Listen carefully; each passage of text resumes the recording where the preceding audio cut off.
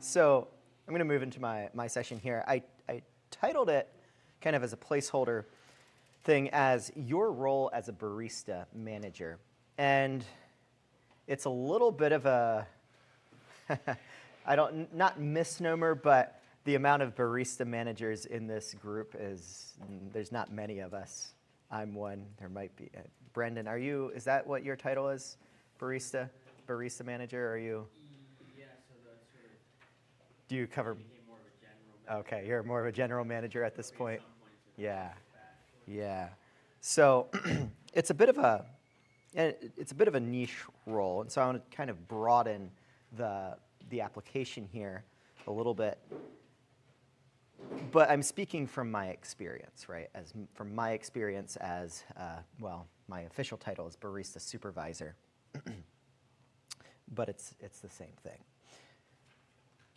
So the idea here is that my role as a barista manager, I'm sort of, I guess middle management might be a term for it, right? I'm that person that connects like the cafe leadership, like Brian and Bryant, to my baristas, right? And I'm the guardian of quality. That's one of my roles. I'm I'm the person who's supposed to enable them to do their job well. That's part of my responsibilities. It means buying smoothie mixes, doing stuff like that, fixing the espresso machine if it breaks down, doing other miscellaneous tasks. But I want to just look at this idea of being a barista manager, one, and then also more generally just being a barista.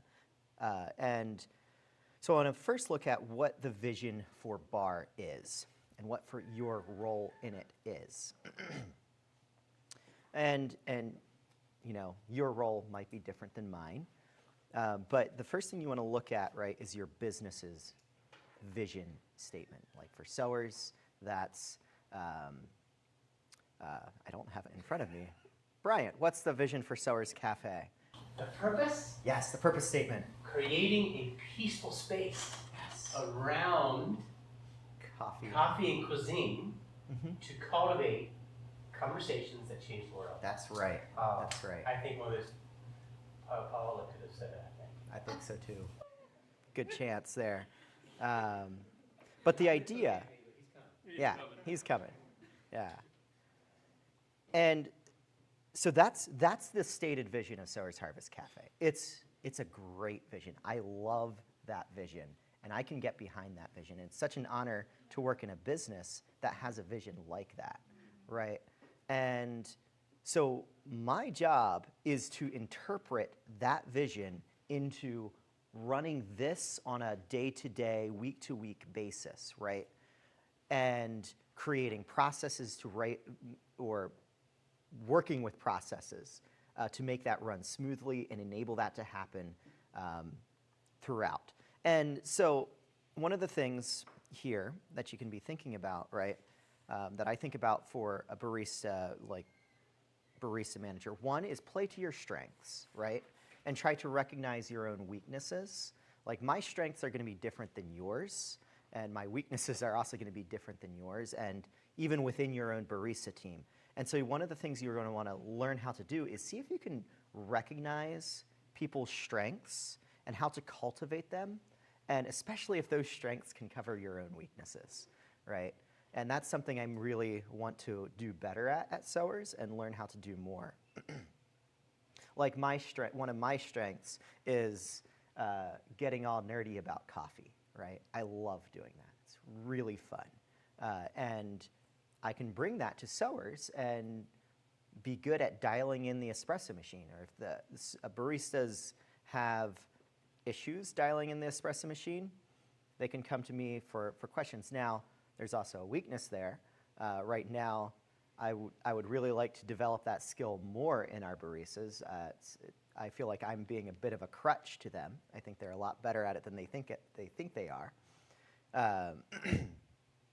So recognize your weaknesses and try to minimize those, right? So one of my weaknesses is going to be giving feedback to people.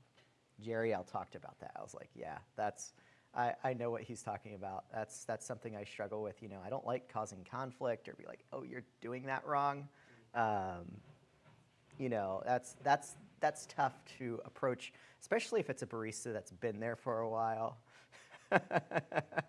Paola, no. No, you're great. So it's just difficult to do. And so bringing that vision of creating a peaceful space around coffee and cuisine down into working it out on a day-to-day basis, that's kind of what my role as a barista manager is. And there's some responsibilities with that. And the way I see my responsibilities as a barista manager is there's sort of maybe four main responsibilities that go along with it. One is serve your baristas, right? The people who I have under me, so to speak, or who I'm working with on the barista team, I want to be first and foremost figuring out how can I enable them to do their job to the best possible way, to make them the best possible baristas they can be. What can I do to make that happen? And this is a piece I really, really need to work on. It's one that is very difficult to do and to do well because I'm still kind of new at being a barista manager, actually, right? I've only done it for 2 years. You know, it's really not that long in a lot of ways. And then the second responsibility is serve the guests, right? When you're thinking about processes, standardizations, like what are things we're going to do, what are things we're not going to do, be keeping an eye out for how can we make the guest's experience amazing every single time, and be putting in thoughtful effort into making that happen. And the third thing is serve the business, right? What can I do to make this business, Sower's Harvest Cafe, thrive and be profitable, whether that's milk wastage, right? What can I do to help eliminate that? How can I encourage the barista team to be mindful of things like that? And then the fourth thing is serve the product, right? Be a servant of the craft. Respect the craft. Jerry L. talked a little bit about that. We heard some from Brendan about all the work that goes into making a great cup of coffee, and you have the honor and responsibility of doing your part well. And it's a piece of God's good creation, right? You can give yourself to that and do as good of a job as you possibly can, as long as it's, you know, you got your priorities right there. The people first, then the coffee, right? You can give yourself to that. You can do as good a job as possible and be thoughtful about making a really high quality drink, right? And not excusing a poor quality drink because it's for a good cause, right? We can actually bring those two things together. And so you have this, and then also with that I already talked about, you have your rhythms and tasks that you're dealing with, such as, you know, ordering from Odeco or from our milk supplier, or cleaning the grinder. All these things are part of those responsibilities, and that's part of serving your baristas, is making sure they have what they need in order to do their job well, right?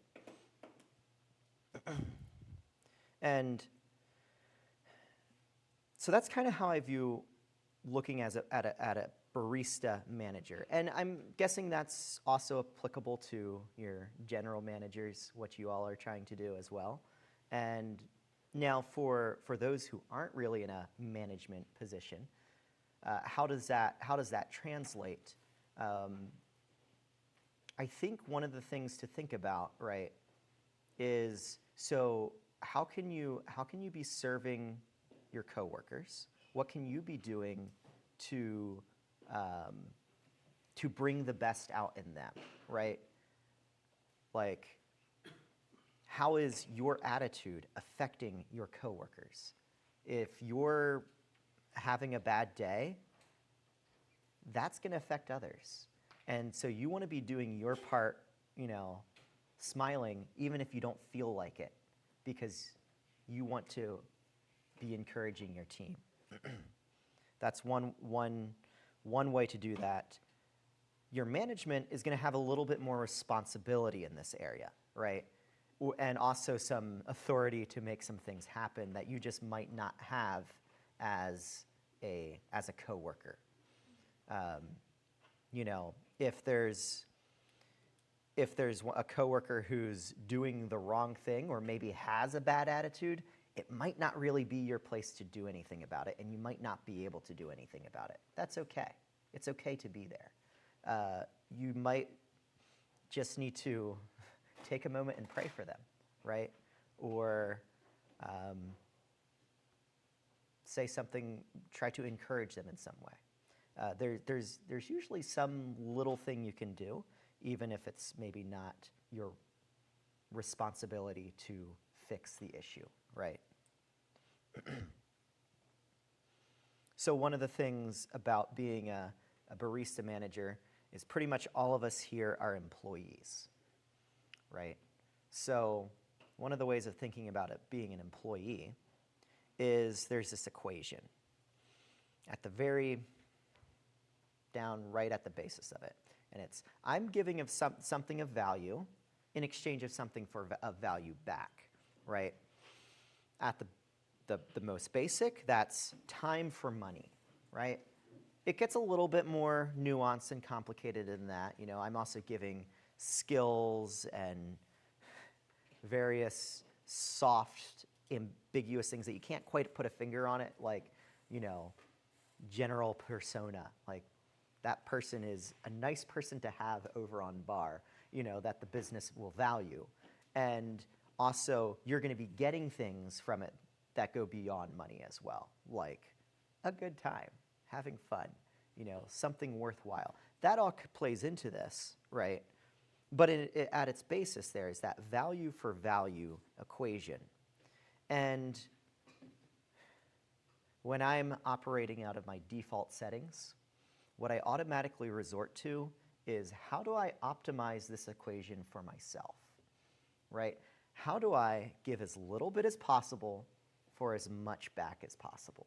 Whether that's as little amount of effort for as much fun as possible or as much money, what have you, and it will play itself out when I'm not paying attention, right? When I'm just, maybe I'm tired, or maybe it's busy, and I need to get this drink out, and there's a drip on the side of the mug, and I just, does it really matter? I'm just gonna keep moving forward. Or, my bar is dirty, I have a slow period, and I'm just gonna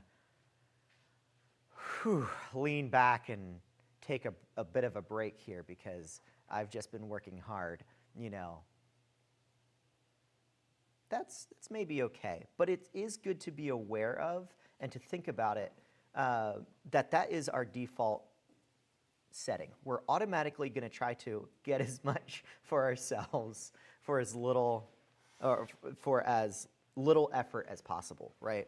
And if I'm thinking maybe a little bit more clearly about it, I might be like, you know what? If I give more, I'm going to get more, right? That's maybe thinking about it a little bit more clearly, a little bit better.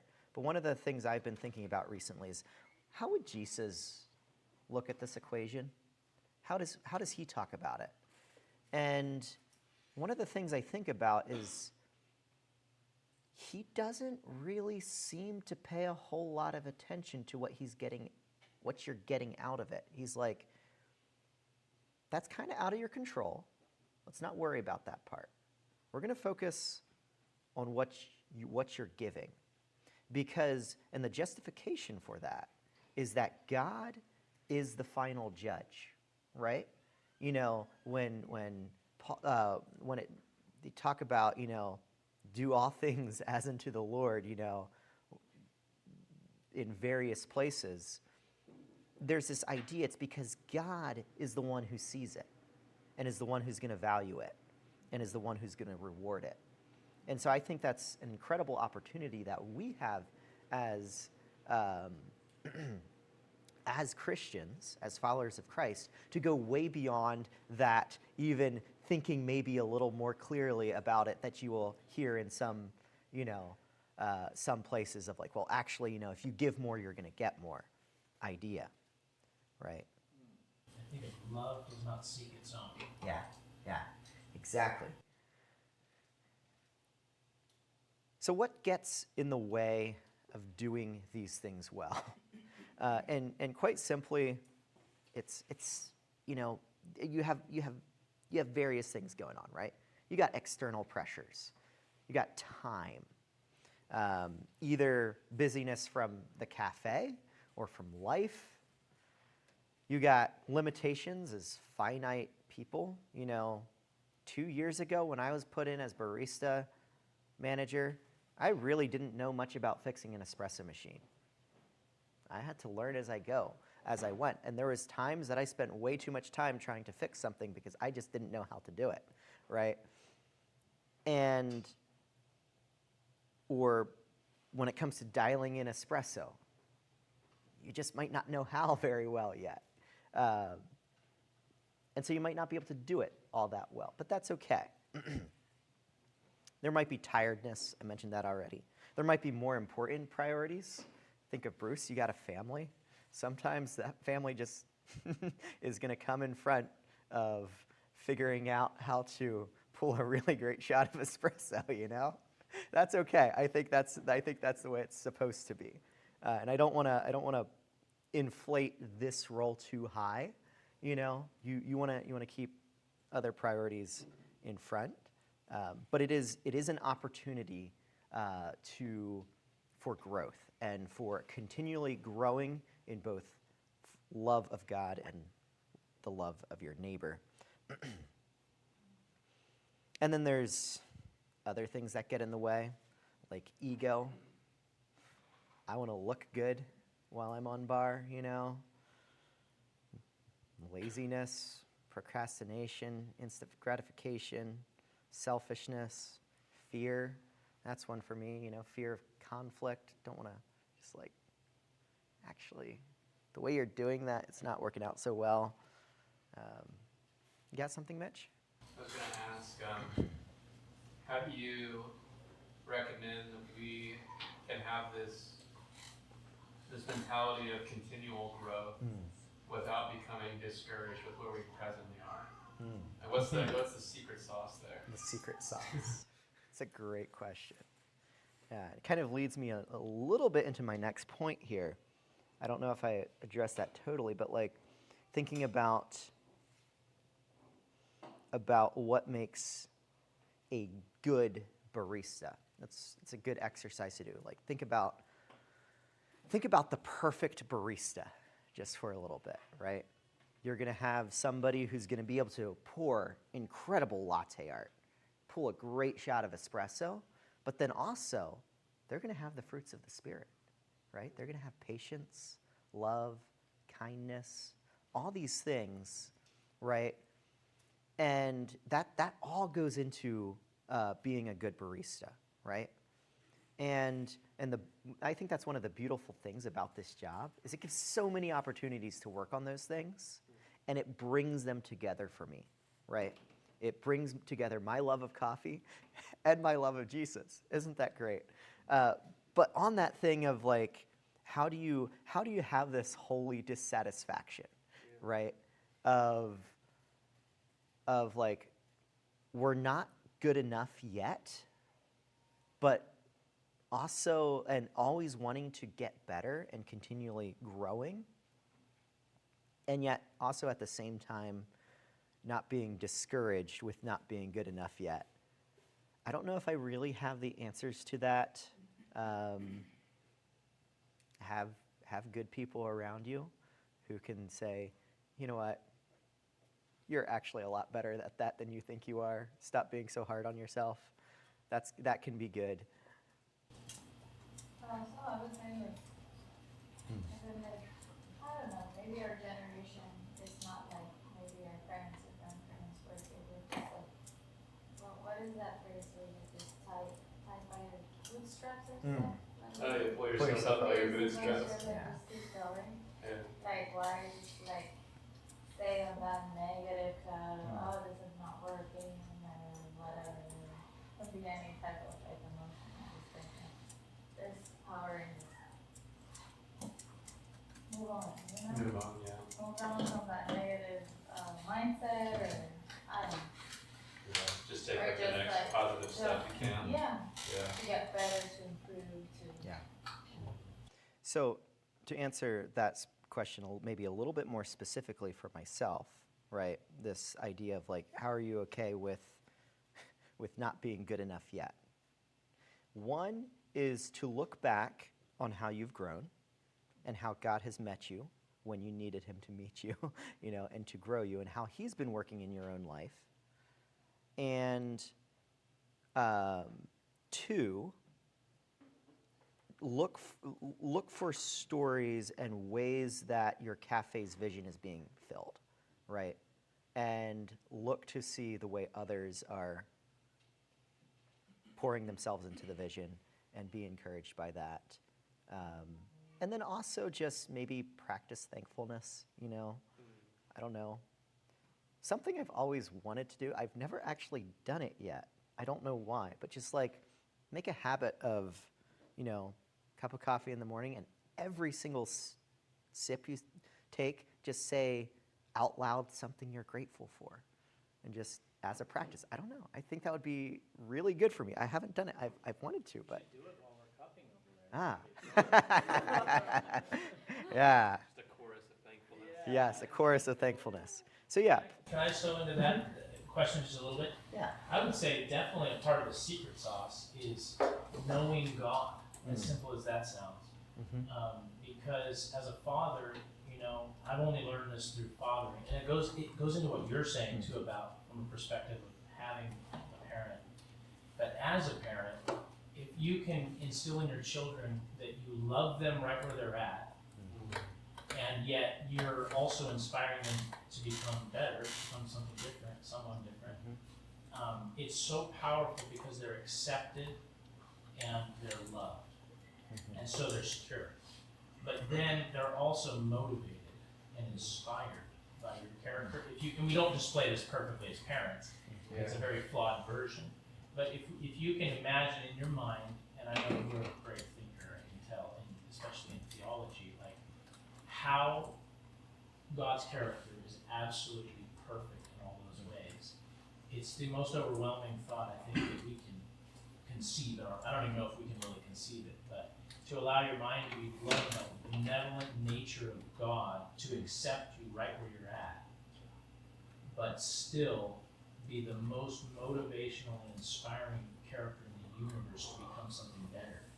That sweet spot right there is like to live your life in that. You're like the most secure person, but you're also that holy, Holy dissatisfaction. dissatisfaction. Yes. I don't know. I That feel like thing. there's a better word for it. Maybe. No, I get it. I know what you mean. You're just, I would say maybe that's what hope is Yeah. somewhat of what that is. You know, like the horizon, the sky's the limit, and the horizon is so broad in what you can become. Yeah. But yet you're absolutely and totally secure in where you're, not so much where you're at, but who you are in His sight.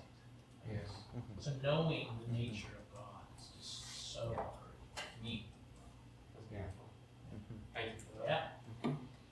I think one on top of that, I feel like this is less like that's, you sort of, I mean, some of that sort of that piece, that like rootedness in Christ, and then you mentioned thankfulness. Yeah. And I feel this sort of builds on those, but curiosity. Yeah. Just enjoy the process. Yeah. If you are in sort of the cocky nerd end of things, sometimes like, you know, don't overanalyze the shot. Don't like try to like think what this could be. So just watch. Like I still sometimes a lot of mornings just like I you know get down and actually watch that shop just pulled down, and just that, there's like finding those moments of just like, you're not, like yes, you're trying to get better, and you'll think like maybe once, later in the day, or while you're dialing in, you're trying to, but making room for moments where you're not trying to push yourself, and you're enjoying what you're experiencing. And just constantly looking at like every drink you do is an opportunity. If someone is curious, the growth just happens. You sort of wonder like, oh, why did that happen? But in that sort of more like childlike sense of like, I want to know because it's fun to know. I want to like tinker with it, tamper with it, see what comes out of it, create. Not in a like, oh, well, I want this to be better so that, like you said, I look better, or like, so I think that sort of childlike curiosity is something I see in most truly great baristas. It sounds like phrase I've heard, working from rest. I really like the curiosity element. You tapped into that yesterday too. It's just such a good nuance. It's so important. And when you learn that way, you teach that way. Like when a child, look, Dad, I learned how. Look at the paper airplane goes. You're like, wow. They're excited about it. Right. They're not like, why doesn't everybody see this? Like, you know what I mean? What's wrong with people? Or they don't think they're cool either. Like, look what I figured out. You didn't. But it's like, wow. Doesn't this taste good? Right. I want some Right. too. Yeah. It's exciting. It's more We can learn so exciting. much from children. Yeah. And I think that's such a great example of the way maybe God sees creation, or like really what love is, and when it's love for somebody else, or even love for a object, craft, thing like coffee. It's being just totally taken up in how amazing it is, right? And it's amazing because God's amazing, right? And you don't really have to, you can be completely and utterly engrossed in it because of who God is, right? And it's such a I think God is really honored when we experience a mango co-ferment coffee and is like, this is mind-blowing. I've never experienced something like this before. All right? I think God is honored by that as well. So I think there is some of the commitments of being a good barista, of being a good barista manager, right? And yeah, think about what kind of virtues, what kind of things what a good barista is, right? What is this image of a truly great barista that you want in your cafe? And think about how you can be developing that in your team. How can you be developing that in yourself? Because that's that's definitely the one you have the most influence over, right? And then with your team, like, how can you make practices that's going to encourage these things, right? Whether that's for the skills part of it, how to pull a great shot of espresso, how to pour great latte art, service with a smile. We've already talked about a lot of these things, and we've been working on these things, right? And then there's so much more about what it takes to be a good barista, with things like patience and hope and kindness. My role as a barista manager, I don't really have that authority or responsibility to be working with my baristas on those things, right? I can maybe help. I'll see how I can assist in the journey in any way I can and be praying for them. But with things like that, it's more like partner with your cafe leadership, right? Try to be helping them with what they're doing with as much as possible, especially for things like that. And so you're going to want to, put thoughtful effort into your responsibilities, right? Things like task lists, schedules of, I'm thinking regular rhythms that are happening on bar, of training, of cleaning, of, development evaluation. That's one I really want to work on, is like, how do I implement some regular rhythms of evaluation, right? Where I'm just have a bit of a moment to look at the various aspects of bar, whether that's workflow or barista skills, or what kind of products we're offering right now. Just times to evaluate those and work on them. And partner with your cafe leadership on this, I think that's really big. And then also, you're not superhuman. That's the thing I have to remind myself, like, I will definitely tend towards try to take too much on my shoulders. And so one of the things Jeriel mentioned yesterday was, for him being a cafe owner, this thing of not congratulating ingenuity out of turn, right?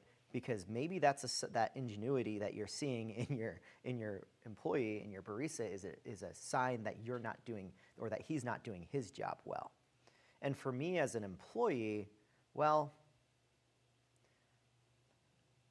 okay, sure. That's not that applicable to me, right? Because if I see that in Brian or Bryant, it's going to be more a thing of like, my responsibility here as an employee is going to be good communication. Not so much like, oh, they're doing a bad job, that gives me an excuse to do a bad job as well. That's not what it's doing. It's more that I need to do my part in communicating well to them, like, hey, I'm not being resourced here well enough to do my job well, and that we need clarification here. We need to work on this, So I think in cases like that, especially for employees, it's more about how can I communicate well. Yeah. So, yeah, your role as a barista. It's an incredible opportunity to practice God and neighbor love. It's you have a lot of responsibilities. You have certain authorities, and do them well. Do them with intention. And, for right now here at Coffee Bar Academy, that's how do I learn coffee well? So I can go back to my work and pour that knowledge into that, and so I can grow these other aspects as well. All right. Well, that's what I have for you all here on your role as a barista manager.